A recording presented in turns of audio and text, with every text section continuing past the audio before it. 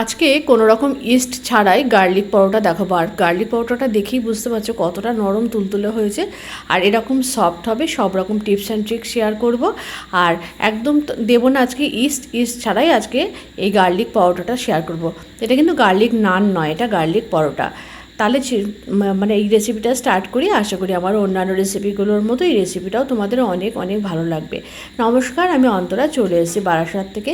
আজকে খুব সুন্দর একটা রেসিপি শেয়ার করবো, সেটা হচ্ছে গার্লিক পরোটা।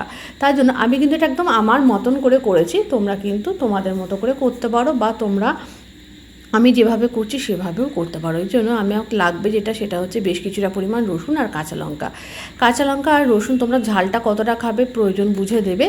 আর কতটা তোমরা পরোটা বানাবে সেই হিসাবে তোমরা রসুনটা নেবে। রসুনটাকে ভালো করে মিনি চপারে দিয়ে চপ করে নিয়েছি। আর আজকে পরোটাটা আমি কিন্তু সম্পূর্ণ ময়দা দিয়েই করব। এখানে 2 বাটি ময়দা নিয়ে নিয়েছি। এখানে প্রায় 300 গ্রামের থেকে একটু বেশি ময়দা আছে। তার জন্য আমি স্বাদ অনুযায়ী নুন, অল্প চিনি আর দিয়ে দিয়েছি 2 চামচ বেকিং পাউডার, মানে ছোটো চামচে 2 চামচ বেকিং পাউডার। আর তারপরেই দিয়ে দিয়েছি ওই যে মানে লঙ্কা আর রসুনের যে পেস্টটা করে, মানে যেটা আমি গ্রেট করে রেখেছিলাম, সেটা চপ করে রেখেছিলাম। বেশ কিছুটা পরিমাণ টক দইয়ের পরিমাণটা একটু বেশি দিতে হবে। আর তারপরে দিয়ে দিয়েছি তেল। আর এই টক দই আর তেল দেওয়ার আগে কিন্তু শুকনো উপকরণগুলো খুব ভালো করে মিশিয়ে নিতে হবে। তারপরে টক দই আর তেল দিয়ে ভালো করে ময়ামের সাথে মিশিয়ে তারপর অল্প অল্প করে গরম জল দিয়ে এটাকে মাখতে হবে। এটা অবশ্যই গরম জল দিয়ে মাখতে হবে। গরম জল দিয়ে না মাখলে কিন্তু পরোটাগুলো সফট হবে না। দেখো, প্রথমেই কিন্তু জল দেবে না, আগে দই দিয়ে মাখিয়ে নেবে, তারপরে যতটুকু জল লাগবে অল্প অল্প করে জল দেবে। পুরো ময়দাটা সুন্দর করে মেখে নিয়েছি। এরপরে ভালো করে মেখে না আবার বেশ কিছুটা পরিমাণ তেল দিয়ে, মানে সাদা তেল দিয়ে এটাকে আবারও ভালো করে মেখে এটাকে এরকম রেস্টে রেখে দিতে হবে অন্তত 40-45 মিনিট, বা তোমরা 1 ঘন্টাও রাখতে পারো।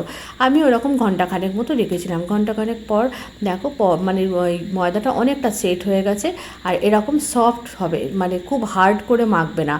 আর এরপরে আমি প্রয়োজন মতো লেচি কেটে নিয়েছি। লেচি কেটে এরপরে আমি বেলন চাকিতে ভালো করে এগুলোকে বেলে নিয়েছি। বেলার সময় তোমাদের যদি মনে হয় অল্প একটুখানি ময়দা দিয়েও বেলতে পারো, তবে প্রয়োজন হবে না, এতটাই সফট হবে এটা, এমনিই বেলা যাবে। আর এরপরে কিন্তু এটাকে খুব মিডিয়াম লো ফ্লেমে ভাজলে হবে না। মিডিয়াম লো ফ্লেমে ভাজলে হবে কি, এগুলোকে না এগুলো মুচমুচে হয়ে যাবে। এগুলো একটু হাই ফ্লেমে ভাজার চেষ্টা করবে, ভেতর থেকে এগুলো সফটই থাকবে। তারপরে প্রথমে উল্টে পাল্টে আগে এটাকে সেঁকে নিতে হবে, নিয়ে তারপরে অল্প অল্প করে তেল দিয়ে এগুলোকে ভাজতে হবে। আমি তো সেদিন এই গার্লিক পরোটাটার সাথে বানিয়েছিলাম, শেয়ার করেছি তোমাদের সাথে অলরেডি। সেটা হচ্ছে চিকেন ভর্তার সাথে আমি শেয়ার করি। তোমরা যে কোনো কিছুর সাথে এটাকে খেতে পারো। তোমরা পনিরের সাথে খেতে পারো, চিকেন, মাটন, যে কোনো কিছুর সাথে। এইভাবে দেখো পরোটাগুলো আমি যেভাবে বললাম ভাবে সেঁকে নিয়েছি। এক এক করে ভেজে নেওয়ার পর সব পরোটাগুলো ভেজে নিয়ে কিন্তু ঢাকনা চাপা দিয়ে রাখতে হবে। তারপরে সার্ভ করে নিয়েছি।